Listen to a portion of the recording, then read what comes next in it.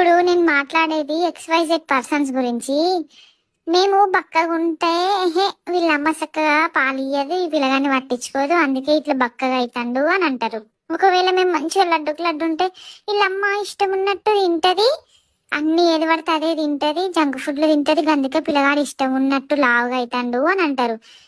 పన్నా లేచినా కుసున్నా తిన్నా తినకున్నా పిత్తినా దగ్గినా తుమ్మినా అన్నిటికీ కన్న తల్లే రీజన్ అని అంటారు కదా. అసలు ఒక్కసారి ఆలోచించండి, మమ్మల్ని 9 నెలలు మోసి ఎంతో కష్టపడి వాళ్ళ ప్రాణాలకు తెగించి మరీ మాకు ప్రాణం పోస్తారు కదా. ఆ ప్రాణాన్ని వాళ్ళ ప్రాణం కంటే ఎక్కువ చూసుకుంటారు కదా. ప్లీజ్ దయచేసి మీరు అనే మాటలు వాళ్ళను ఎంత బాధ పెడతాయో